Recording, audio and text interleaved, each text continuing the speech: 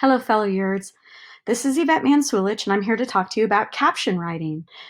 If a picture is worth 1,000 words, why do we need captions? Well, you're a journalist, and you're going to tell the stories that cannot be seen by simply looking at a photo and discerning it. You're going to tell about all of those things that cannot be seen by looking at a photo. If we were to look at all the copy that is in all of the yearbooks, captions are actually the most read by people because they're small, digestible stories. So you need to make sure that you're really telling great stories in those captions. So before we talk about how to write a great caption, let's talk about what not to do. Because let's face it, ladies and gentlemen, bad captions are everywhere. I always like to tell my students, don't fall into the trap of drive-by interviewing where you're walking past somebody and you've got to get a quote and you're like, give me a quote on this, because that's going to actually result in really lousy storytelling. So here are the things that you should not do in a caption, okay? Don't state the obvious. Your classmates are not dumb. You do not need to describe the photo to them. I often see in many yearbooks that the caption just simply describes the photo. That's bad storytelling. Please don't do that. Don't use really boring phrases that are cliches. Don't be a lazy writer. Don't use phrases like the track team worked hard. Okay, everybody works hard to try to win. So please don't state the obvious. Don't begin a caption with someone's name, like Sam Smith eats lunch. Never start with someone's name. Should you have their name in the caption? Absolutely. But don't start your caption with their name. Try to actually omit to be verbs like is, are, and were. You want to use the most active verbs you possibly can. And never, ever editorialize in a caption. Math is boring. That may be your opinion, but that doesn't belong anywhere in your publication. I'm here to tell you, no one really cares about your opinions. Sorry, guys. You're here to write and report about what's going on, and it's not about your opinion of what's going on. Try to avoid articles like a, and the as well. So that's kind of a laundry list of what not to do. So let's look at some really bad captions, shall we? I like to refer to these as the good, the bad, and the ugly. So we've got the same photo here, right? Pretty cool photo, but let's look at the lousy caption that accompanies both. Okay, on the left-hand side, here's the caption. Aaron Smith uses a video camera in his language arts class. Well, they broke the cardinal rule of starting the caption with someone's name, and then they simply described the photo. That is bad storytelling. That's a hideous caption. Don't include those in your publication. Let's look at the caption on the right side. I like to refer to this as, oh no, you didn't. Smiling for the camera.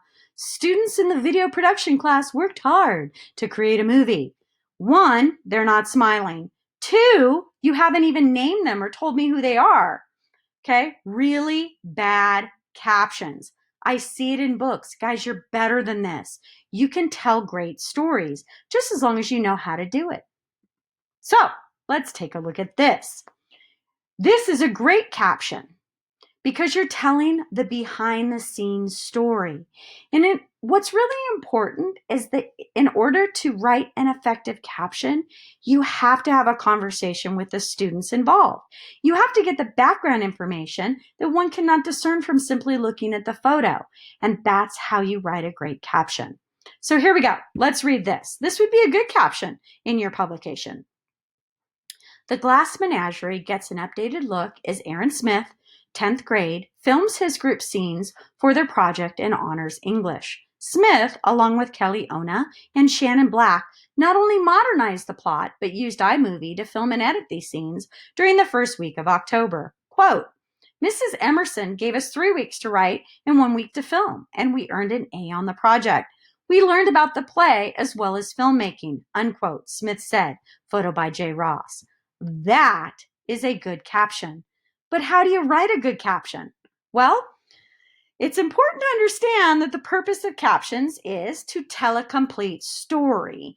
And in order to do that, you have to interview, have a conversation, and answer the following questions: who, what, when, where, why, and how.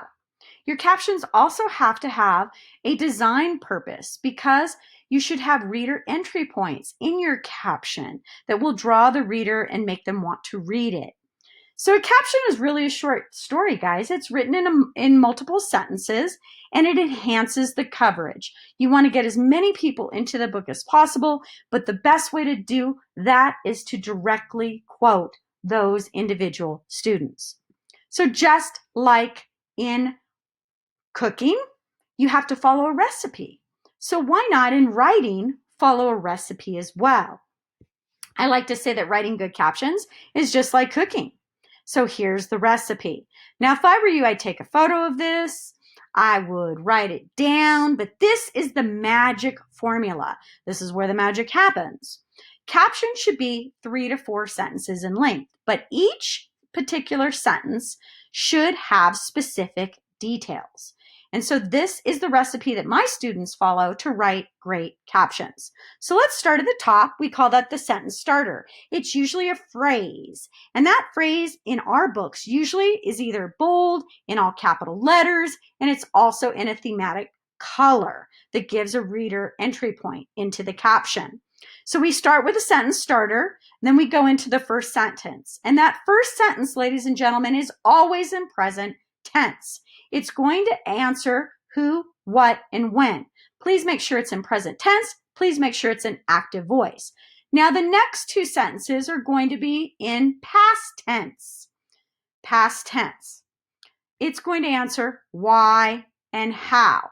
And then you're going to end your quote, which is usually your 4th sentence, with a really meaty quote that tells great background information that is going to provide the reader with some really cool aspects of the story. That's the recipe. 4 simple sentences, specific way to write those sentences. If I were you, I would screenshot this because this is the magic formula. So let's move on. Here's one of our spreads from a book a few years ago, and I'm going to read the caption that goes with the dominant photo on the spread of the gentleman who's riding a bicycle. So here's the dominant photo caption. It starts with a kicker or a starter sentence, all in capital letters. It's all also in a thematic color. Here we go. Ready to face any challenge. Mason Oliva, 06, meaning 6th grade, trains as a triathlete. Notice that sentence is in present tense. Okay?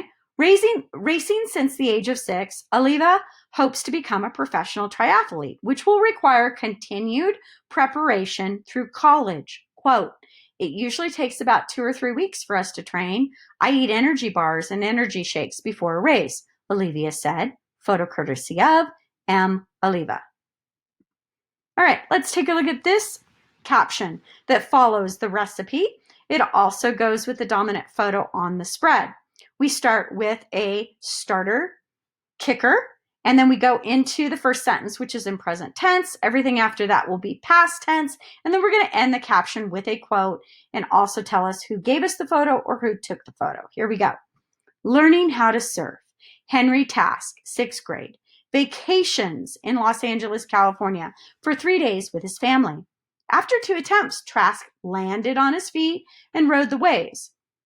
I was scared because I thought that I was going to run into someone while riding the wave, Trask said. Photo courtesy of H. Trask.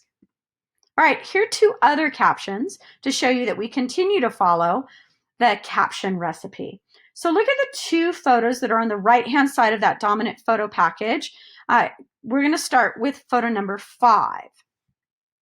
These photos are of the same field trip that students went on for 7th grade. Here we go. Again, we're following the recipe. On the 7th grade field trip to International Town, Alexander Bissett, 7th grade, edits a video for the TV broadcast. For Bissett's assigned role as a reporter in Japan, he shot and edited video clips of students around the town. These clips included commercials and interviews for each country. Quote, I enjoyed everything about the job. The hardest part was speaking over other people, Bissett said. Photo by C. Carafelli.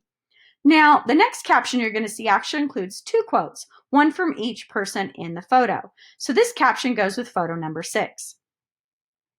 During the international town field trip, Olivia Prince, 7th grade, receives an Australian stamp from Customs Officer Quentin Crotchko, 7th grade.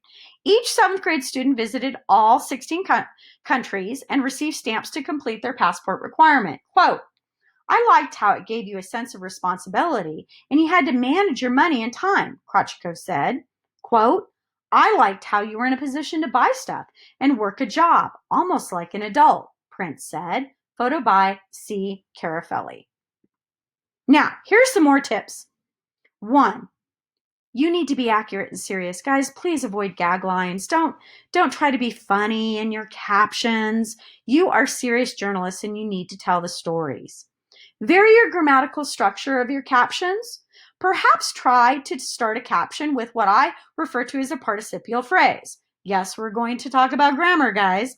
What's a participial phrase? You take a verb and you put an ing on it. So you take the verb hold, for example, put an ing on it and use it as your caption starter. So for example, you could say at the beginning of your caption, holding the torch, that's a present participial phrase. Jane Doe, 8th grade, enters the arena during the mock Olympic Games. Identify everyone in your photo. Unless it's a really large group photo, you still need to identify everyone and also designate their grade level. You also want to identify people from left to right. You don't put that in the caption. Never write from left to right, but that's how you always identify people. We read from left to right. We identify people in the caption from left to right. Here's some design tips that are really important because there are specific rules regarding the design and placement of captions on your spread. 1, your captions need to touch your dominant photo package, and you need to have a consistent width of your individual captions. And that's usually determined by your book's grid structure. Many staffs like to use a consistent width throughout the book. Sometimes 8 to 13 picas is usually a good rule of thumb. Make sure you're using consistent justification throughout your book. So your captions should be right justified if they're touching a photo to the right, or left justified if they're touching a photo to the left. Your captions have to be smaller than your body copy. If your body copy is going to be 10 point, please make sure your captions are 8 point with 11 point leading. Also, each section should have its own consistent device. It's called a reader entry point. Whether you're using a drop cap or you're using all capital letters or you're using a thematic color, please make sure that your captions are consistent. Now, how do we caption gallery photos? These are the photos of your teams and all of your clubs. They need to be consistent. You need to have a style guide so that whoever is working on these pages uses exactly the same rules. Team photos should have the same format. You should always begin with the name of the group of the particular team. You're identifying students by row. They're always identified by left to right.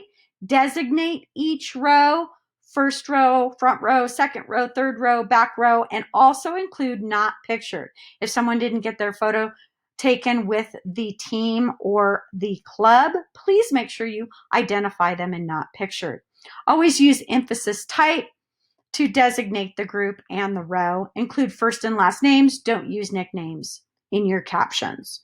So here's an example. We always incorporate our gallery into our index. You might do a separate gallery by itself, but it's uniform. It looks exactly the same for all of the team photos. Now it's your turn. I want you to try to write some great captions. Please remember to follow the recipe, guys. It's easy to write a caption if you follow the recipe. You get used to it. You're going to tell great stories in your publication. I'm super psyched to see what you can do. I want you to write a caption using the recipe. I'm Yvette Mansulich. It's been great talking to you about something that I'm pretty passionate about, which are captions.